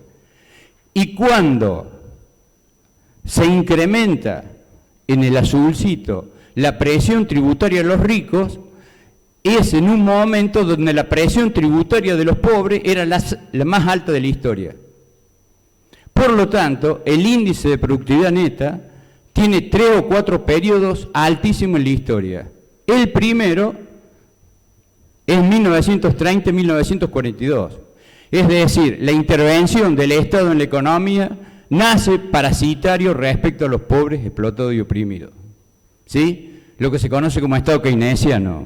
¿Sí? Los desafíos, digamos, a lo de ciencia económica, estudiar alguna vez Keynes. ¿Sí? Otro periodo histórico, ¿sí?, de impuesto de índice de productividad neta en el plan de convertibilidad. Ustedes ven ahí que la gráfica muestra un espacio altísimo de índice de productividad neta negativo. Y por último, ¿sí?, referido a esta situación del endeudamiento, ¿sí?, entre capitalismo y endeudamiento. Digo, esta situación de la Argentina no es particular, ¿no? El mundo es particular. Ustedes saben que el Fondo Monetario Internacional saca Big Data de 1860 a 2020, y esto, si ustedes lo hacen para Estados Unidos, Francia, es muy parecido, digamos, ¿sí? Ningún Estado burgués va a ser financiado por la burguesía, digamos, ¿sí? Narrativas alternativas de la narrativa alternativa. Y después, sobre los procesos de endeudamiento, ¿sí?, ustedes tienen ahí en negrita, ¿sí?, 1960-2020, referido a los déficits fiscales. Siempre hubo, salvo el periodo del doctor Néstor Kirchner, que hubo superávit fiscal motivado por la devaluación más alta de la historia, de 1 peso a 4 pesos. Por lo tanto, y remito al título del conversatorio, que es el siguiente: mitos e impuestos. Treber, los que están en ciencia económica quizás estén olvidados, pero Treber escribió un título que se llama Mitos y paradojas del sector público, que es una emulación de Luigi Einaudi de mitos y paradojas de la presión tributaria, porque a Treber no le interesaba tanto la tributación desde el punto de vista del derecho, sino el origen económico de los impuestos, ¿sí? Que, como ya se murió el viejo, ¿sí?, le tributo, ya que estamos hablando de impuestos, le tributo, ¿sí?, a aquella vocación que tuvo el viejo de escribir siempre, y fue a partir de 1958 cuando él escribió sobre la regresividad de los tributos, ¿sí?, siempre escribió, hasta que se murió el viejo hace poco, ¿sí?, se murió hablando de los impuestos progresivos y regresivos, ¿sí? La crítica que le hago al viejo, que siempre se le hice cuando estaba vivo, era lo siguiente: si nosotros nos vemos la tributación a largo plazo a niveles históricos, ¿sí?, nos enredamos con esta situación, digamos, de un análisis de 4 o 5 años de las finanzas públicas, de la teoría de la hacienda pública, de la economía del sector público, según la escuela francesa. Me parece que estamos discutiendo formas de pensar, pero me retiro con lo siguiente, ¿sí? La crisis de la universidad es una crisis de pensamiento, y la crisis de las narrativas en la universidad, esta es una crisis que marca la situación porque no hay narrativas alternativas de las narrativas alternativas, ¿sí? Los invito a pensar, y acá hay muchos estudiantes, que dejen la bibliografía general y la bibliografía básica de los textos y se encaminen a un pensamiento crítico, a un pensamiento histórico, un pensamiento riguroso, referido a dejar un poco la biblioteca de ciencia económica e ir a otras bibliotecas, pero creo que en las bibliotecas de ciencia económica también hay, de algunos libros de texto. Mi nombre es Juan Balusi, doy Economía Política de la Comunicación, en comunicación, ¿sí? Y la clase que dieron hoy, es una clase que yo le doy a los alumnos, pero, como siempre le digo a los alumnos, le di 10 clases y siempre me tomé 15 minutos para decir lo que voy a decir en clase. No es obligatorio, es obligatoria la temática, no es obligatorio lo que digo, ¿sí?, porque es una perspectiva crítica de la universidad que vivimos, de la crisis de la universidad, y me da grandes expectativas de que el alumno se encamine a reivindicar el pensamiento crítico por encima de las narrativas de sentido común. Muchas gracias.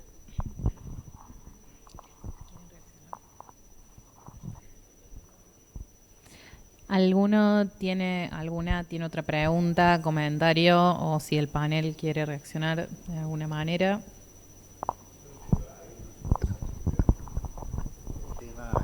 Acá más que estamos tratando el tema de la provincia de Córdoba, pero un tema del Estado presente, la eficacia y la eficiencia que hay del Estado, y que ha habido más en estas épocas de los gobiernos de Schiaretti, más que de la Sota. Y bueno, lo que ha sido la anterior política de los gobiernos radicales, el retorno de la democracia. Y acá ha habido un caso, por ejemplo, que nos atañe a nosotros como el tema bancaria, que es el caso de la caja de jubilaciones de retiro de la provincia de Córdoba, en la cual hacemos un aporte del 18%, todo lo que es el sector público, o sea, tanto la administración pública provincial como todos los sectores, y que ha llevado en estos momentos a que ha desdoblado el aporte en los sectores hacia un allanamiento al nivel nacional, en la cual no se ha tomado un conocimiento en el Estado provincial, o sea, los que somos, vamos a obtener ese beneficio jubilatorio, de decir de que podemos llegar a lo que puede ser una política que supuestamente Massa aseguró ahora en su visita a Córdoba, de que no va a ser intervenida la caja, o sea, intervenida está desde el año 95. No se ha hecho nada, y creo que por la parte sindical nos debemos esa normalización de la caja, Y el tema impositivo, también el tema de ingreso bruto, creo que es un tema muy importante también de verlo. Y vemos de lo que hablaba el señor acá, en que esta burguesía también de un Estado, que tenemos un ministro de Economía acá de Córdoba, en que se ha alineado a las filas de Milei en este momento, que es el que ha manejado esta caja de jubilaciones. Creo que hay que ver un poco bastante el tema impositivo de Córdoba. Es muy importante y creo que ustedes como centro de estudio pueden aportar grandes cosas a verla.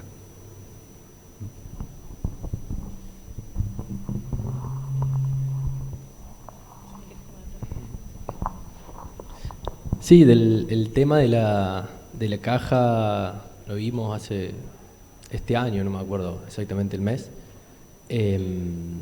Hay toda una discusión ahí respecto a cómo se actualizan los fondos, que digamos lo que hace la Caja Nacional es hacer el cálculo de cuánto sería el déficit de Córdoba, de la Caja de Córdoba, si aplicara las mismas normativas que aplica ANSES, digamos.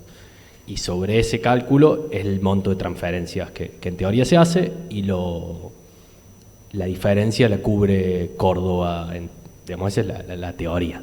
Después, bueno, hay disputas políticas en el sentido de cuándo se actualiza, digamos, básicamente por la inflación, digamos, se trabaja con montos nominales y quedan extremadamente atrasados.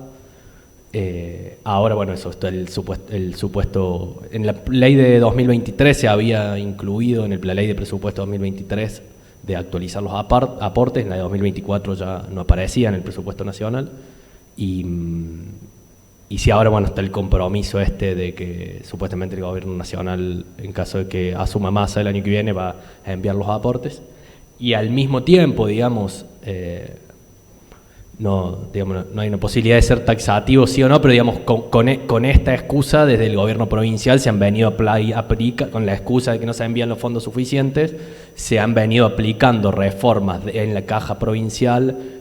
Bueno, está este aporte solidario a quienes cobran una pensión también, que era, no me acuerdo el monto, pero un porcentaje bastante alto.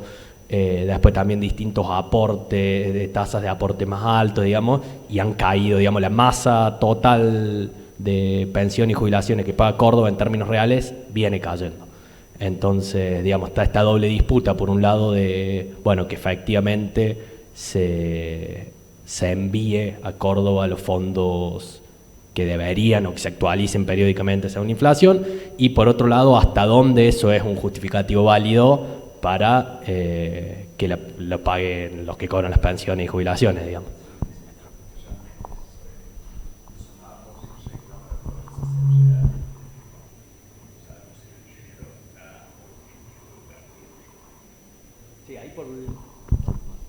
Por ley, digamos, hay un reconocimiento, o sea, ANSES hace un reconocimiento de cuánto debería ser lo que debe enviar. La discusión es cada cuánto se actualiza ese cálculo. El último cálculo, si yo no me equivoco, es de 2021 y queda en montos nominales. Entonces, bueno, efectivamente está desactualizado. Después, bueno, hasta dónde hay que actualizarlo y si eso alcanza para cubrir, si que no se actualice es justificativo para solucionar el déficit pagando peores jubilaciones, bueno, ya es otra discusión, digamos, por supuesto.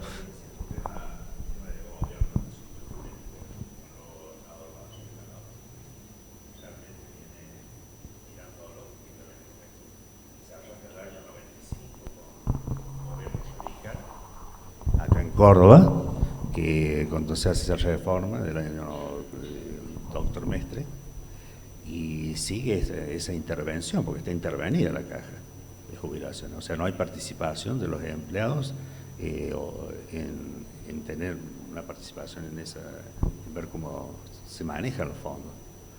Y ahora se ha hecho un desdoblamiento, o sea, una cosa que yo lo veo como bancario transferido desde el 2001, que presto servicio en la administración pública, soy bancario, y estoy en la parte de recursos humanos, estoy de varios ministerios, y se ha hecho en los últimos años, 2 o 3 años, se ha hecho el desdoblamiento en la parte de los empleados públicos. O sea, está ya desdoblado el 11 y el 7%. Cosa que todavía nosotros en el caso de bancario estamos con el 18% totalmente.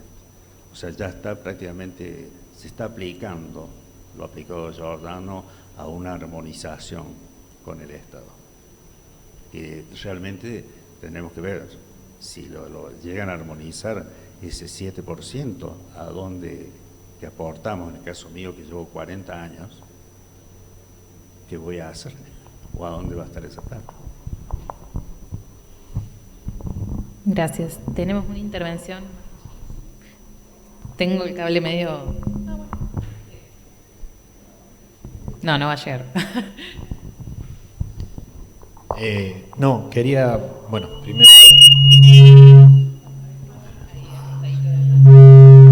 Ahí. No, quería primero que nada agradecer la visita de las compañeras y el desarrollo del material.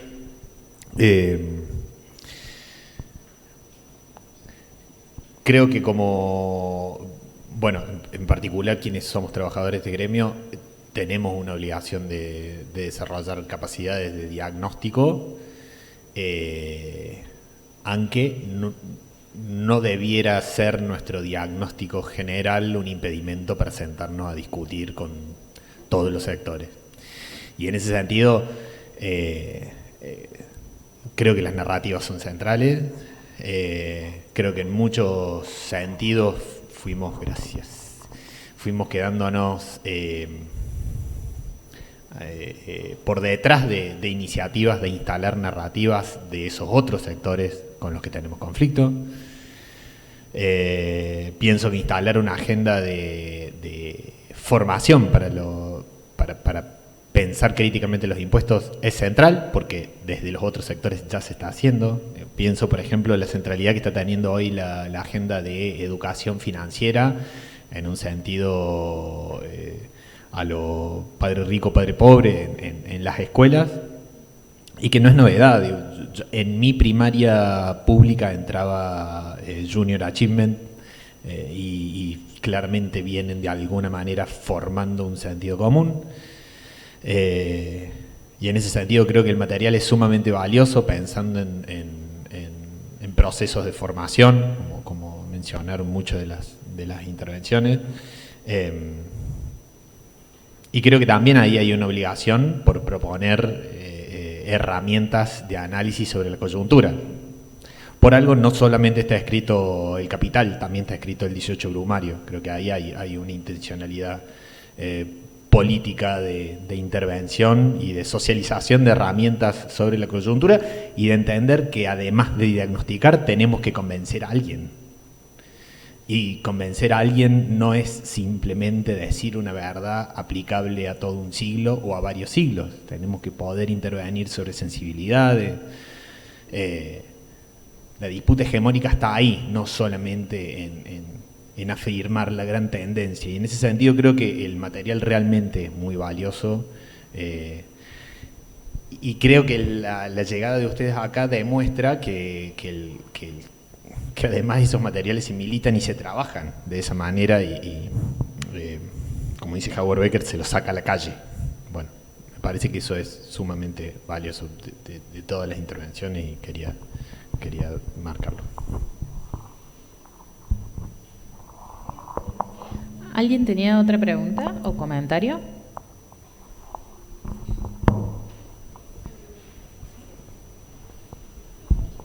¿Llega? Bueno, primero que todo, gracias por la actividad, por compartirnos este material, que me parece que nos deja como muchas preguntas, ¿no? Pero nos deja pensando, ¿no? Entonces, el hacernos preguntas nos permite eso. También, ¿no? Hay una cuestión, me parece importante, que quedó ahí como esbozada, ¿no? Y está en uno de los artículos. Pensar también la importancia de una perspectiva de género, ¿no? Que no solo es mirar cuánto se gasta en un Ministerio de la Mujer, ¿no? Sino poder mirar en términos más transversales, hacer esa lectura de género, porque implica también poder pensar de qué modo el Estado, el gasto público, ¿no? se construye en relación a, digamos, cómo ese componente, ¿no? Y un poco mi intervención tenía que ver con esto, ¿no? La importancia de que estas preguntas las hagamos para empezar a mirar hacia el interior de los impuestos y hacia el interior del gasto, ¿no?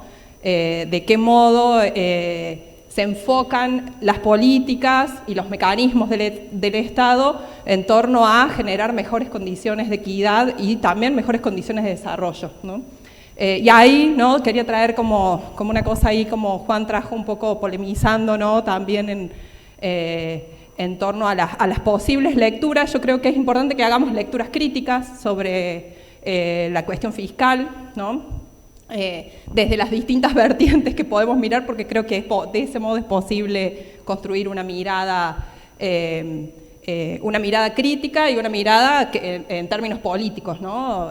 Crítica en términos políticos. Y justamente, ¿no?, lo que pensaba es cómo hacer una lectura de este texto, o cómo este texto nos permite enriquecer una mirada en torno a nuestras propias contradicciones, en torno a las posibilidades de desarrollo, porque creo que el gran debate hoy, en el marco de las elecciones, está puesto en de qué modo pensamos nuestras contradicciones históricas y nuestras posibilidades históricas de desarrollo, nuestros condicionantes históricos de desarrollo, y cuál es el rol del Estado en ese punto, ¿no?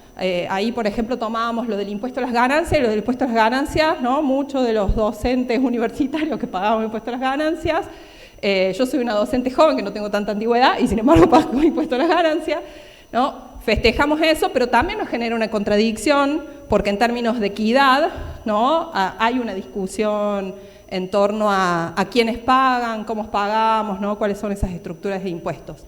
Digo, y en el mismo sentido, poder pensar la orientación del gasto, ¿no? Nosotros, el hablar de equidad en general nos lleva a mirar los componentes sociales del gasto, pero es importante que pensemos, esos componentes sociales, primero, de qué modo se ejecutan, ¿no? Si es a través del mercado o es a través de un rol activo del Estado, si es a través de qué tipo de políticas basadas en una mirada de carencia o en una mirada de derechos, ¿no? Hay como muchas preguntas, y también en torno al gasto económico, ¿no? Yo ahí me hacía la pregunta, que vos, Nacho, lo desagregaste en Córdoba.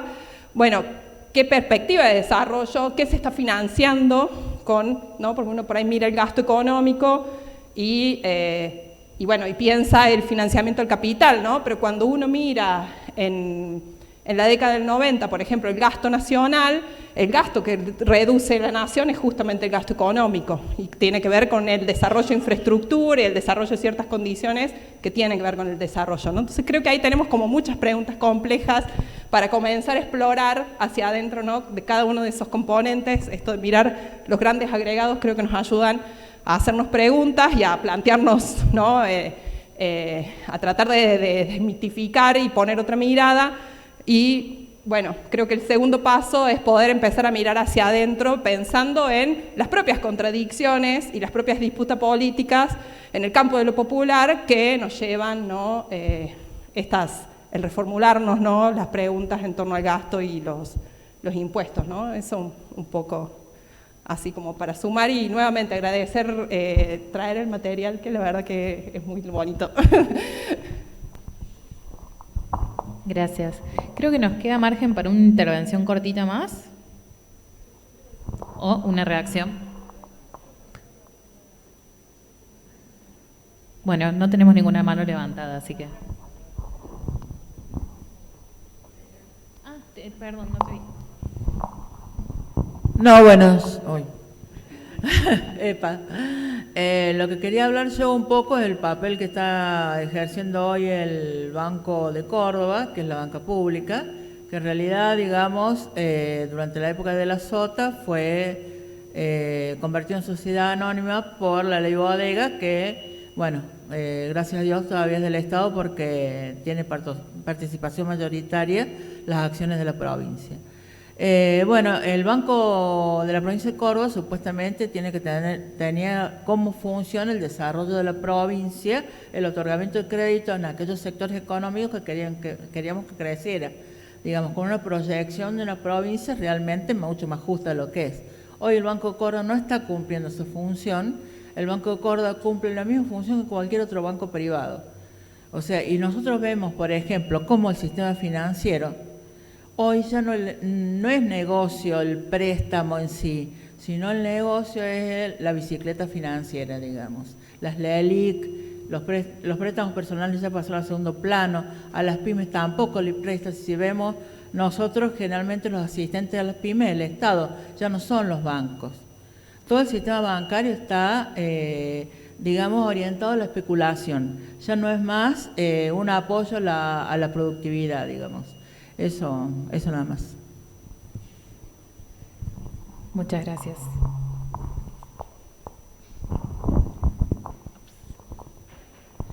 Bueno, yo voy a reaccionar a algunas cosas arbitrariamente, pero también porque, bueno, después hablaron Nacho y Leticia y quería mencionar algunas cosas sobre eso. No, sobre lo de Nacho, no quiero, pues no dije nada de lotes y quería decir al principio que particularmente en la provincia de Córdoba, no, que me parece sumamente relevante el trabajo que hacen los compañeros de lotes de estar pensando, analizando muy seriamente, seriamente me refiero con calidad también el trabajo que hacen, la situación de la provincia de Córdoba, que la verdad que no todas las provincias tienen la posibilidad de tener observatorios tan fuertes técnicamente y formados acá y con una perspectiva crítica también acá. Entonces yo desde Buenos Aires aliento a que acompañen el trabajo de los compañeros, de los compañeros y los consulten y vean lo que están haciendo. Dicho esto, me gustó mucho lo que trajiste, Leticia, y la revisión de los programas sindicales sobre temas fiscales o también más importantes, más amplios, digo, no solamente fiscales, sino económicos más en general. Me llamó mucho la atención que en el 57 fue el programa de Huerta Grande. Bueno, pero en el que mencionabas el que se planteaba la protección social no contributiva, o sea, no vinculada a... que eso me parece que es una discusión sumamente actual, vinculada a los... a todo el sector de la economía popular y que está claramente en evidencia que nuestro sistema de jubilaciones y de pensiones, si bien tiene armada una narrativa en relación a lo que aportamos todos y todas durante nuestra vida, la realidad es que gran parte, la mayor parte de cómo funciona ese sistema no viene de eso, sino viene de impuestos y de otras fuentes. Y justamente para pensar eso en términos de derechos y no solamente de acceso vinculado a una situación en particular, me llamó mucho la atención que ya desde el 57 se venía planteando eso, estaría bueno recuperarlo y mirarlo un poco más.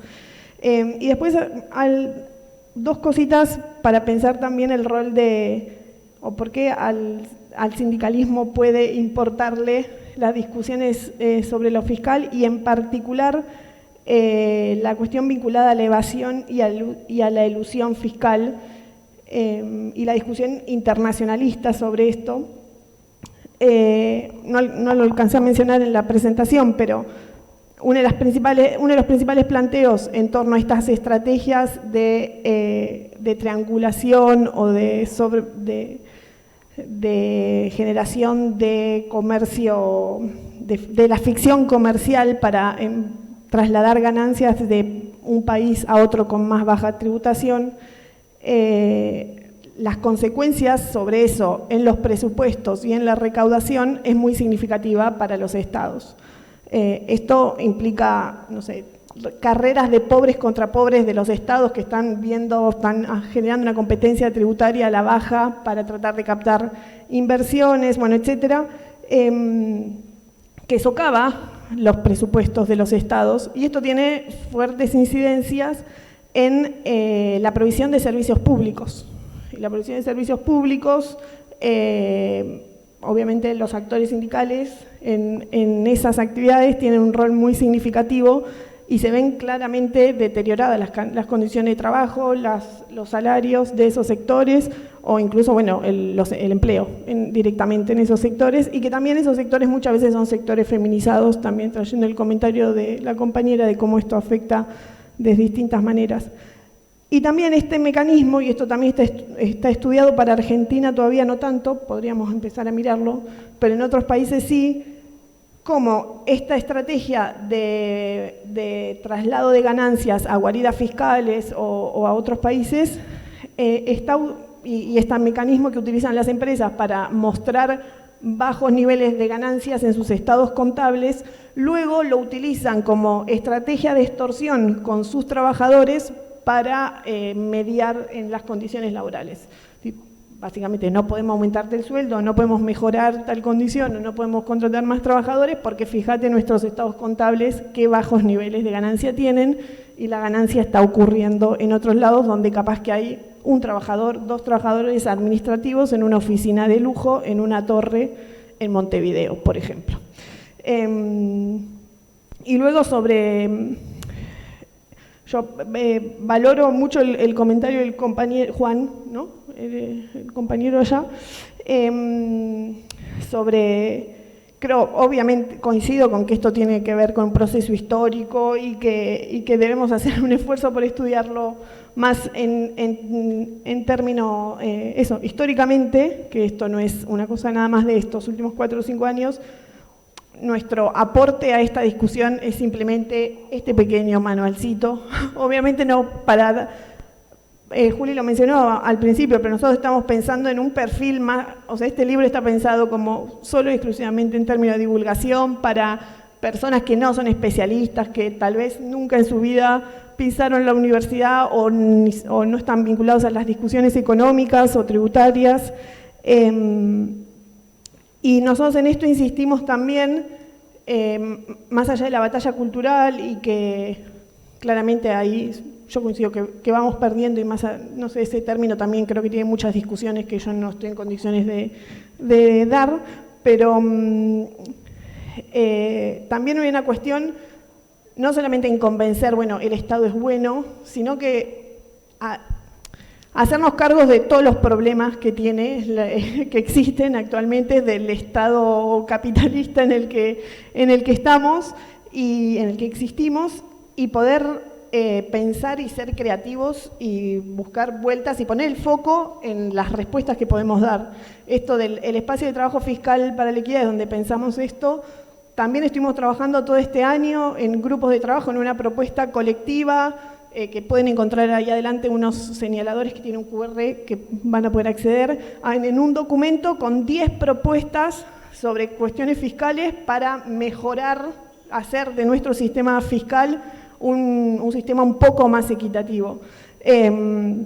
Con esto quiero decir que no se trata solamente eso, de dar vuelta a esas narrativas, sino tratar de proponer cosas nuevas, concretas, porque hay muchos problemas de verdad, digamos esto, ¿no? Las narrativas existen porque de verdad hay problemas y las respuestas tenemos que tenerlas y o sea, ¿los impuestos están siendo un problema? Sí, hay problemas con los impuestos. ¿La respuesta es eliminarlos todos? No, claramente. Las respuestas son A, B, C y D. Nosotros en ese documento ensayamos un par. Por ejemplo, hay que grabar a los más ricos, ¿no? Por ejemplo, pero bueno, hay muchas otras. Sí, yo quería completar un poco lo que decía Maju sobre la idea de este libro, fue un poco llegar a públicos que no necesariamente vienen estudiando los temas, pero las personas que convocamos para escribir son personas que hace años están estudiando los temas, están investigando, están desarrollando miradas críticas sobre los temas. Nos apoyamos también para trabajarlo en Revista Anfibia, que es una revista y un medio digital que se especializa en divulgación. Entonces, por eso van a encontrar cosas que están muy sintetizadas, pero todas tienen un respaldo teórico y un sustento en datos muy fuerte. Después, algo que también buscamos con este manual es, yo particularmente, por ahí para que sepan de dónde vengo, soy abogada, vengo del mundo de los derechos humanos y nos pasa mucho en las organizaciones de derechos humanos que hay muchísima reticencia a meterse o a hablar sobre temas fiscales por el desconocimiento y los tecnicismos que este campo, que este área tiene y genera esos desafíos. Entonces, junto con muchas otras organizaciones de la región, de América Latina y el Caribe, venimos trabajando en sistematizar, divulgar, hacer más entendibles cuáles son los cruces entre las obligaciones del Estado en términos de derechos humanos y cómo se aplican a las problemáticas fiscales. Entonces, un poco eso está también reflejado en el libro. Creo que algo interesante del espacio es la interdisciplina también. No hay solo economistas ni sociólogos, hay abogados, hay politólogos, hay comunicadores, divulgadores, como un poco el intento o este manual condensa un poco el espíritu del espacio, que es salir de hablar siempre entre los y las mismas, intentar llegar a otros públicos con interés y con la convicción de que el Estado necesita mejoras y necesita ponerse a disposición de los sectores que han sido y siguen siendo muy postergados en nuestro país. Algunas de las cosas que, un poco como disparador de cosas que fueron diciendo mis compañeros, que me parecían interesantes, no mencioné y se retoman en varios de los mitos, sobre todo por cómo están hoy en el debate público sobre el rol del Estado en términos de regular o el achicamiento del Estado y cuál sería la función del Estado para el desarrollo y la prestación de servicios públicos. En el mito de Marisa retoma un dato que evalúa desde el año 83 hasta el 2022 cómo el Estado se achicó o privatizó varias empresas, entidades bancarias, empresas de servicios públicos, etcétera, pasando de tener 297 a 33, y esto no significó la eliminación del déficit, que es algo que se auspicia como la solución, digamos, a que no tengamos más déficit fiscal. Después algo que me quedó resonando y me parece súper interesante para vincularlo con el tema impositivo por nuestro sesgo, que decías vos, Leticia, ¿no? Sobre el mito de la libertad para el crecimiento y el mito de la eliminación de impuestos, de bajar o dar beneficios a las grandes empresas para crecer. También está, y lo mencionó bastante Maju, pero está muy evidenciado que eso no es así. De hecho, durante el macrismo se redujeron el impuesto a los bienes personales, derecho de exportación, y no hubo más inversiones, no hubo crecimiento. Y esto es algo que lo vemos bastante también en el tema de los gastos tributarios. De hecho, una institución que es bastante ortodoxa tiene una investigación, que es la OCDE, donde evalúa o analiza a través de una encuesta a empresas cuáles son las razones que las llevan a invertir en un país, y los gastos tributarios, los beneficios impositivos, son la 11ª razón de 12 en esa encuesta que las llevó a las empresas a invertir en un país, a desarrollar, digamos, su industria. El resto de las razones son mejores condiciones de infraestructura, de mano de obra, de capacitación de esa mano de obra, de esos trabajadores. Entonces, como también para traer algunos de los datos que están reflejados en el manual, algo que se vincula mucho con lo que decía Maju de la posibilidad que hoy tienen muchas empresas y sectores concentrados de la economía de tener empresas cáscara en otros países y la falta de control de ese tipo de mecanismos, está de alguna manera garantizada a través de este secreto que hablábamos, del secreto fiscal. Porque si bien la FIP ha hecho estudios súper interesantes que visibilizan la regresividad de nuestro sistema impositivo y cómo hoy está recayendo principalmente en los sectores de menores ingresos, sigue sin abrir datos sobre nombres y montos de beneficiarios. Y ahí lo que hace el manual también, con algunos datos, es mostrar que durante la presidencia de Ilia el secreto fiscal se eliminó con el objetivo de recaudar más y mejor, y eso sucedió, con lo cual el secreto claramente no incentiva a que se paguen mejor los impuestos porque se están protegiendo, digamos, los datos patrimoniales de los contribuyentes. Y un último tema que creo que es interesante, que retomaba Carolina, que es el de la deuda pública y el extractivismo, o el impacto de la deuda en la postergación de políticas públicas que realmente logren mejorar las condiciones socioambientales de nuestro país y de acceso a derechos de personas y comunidades.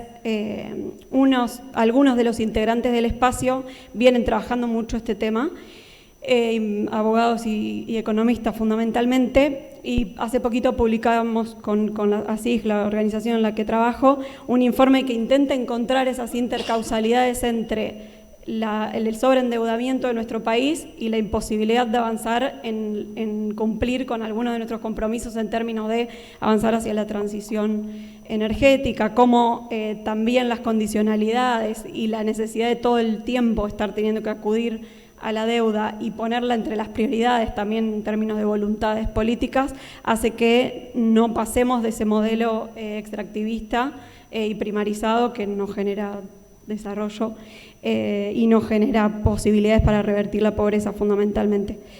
Un poco por ahí creo que fueron mis reflexiones sobre lo que iban diciendo.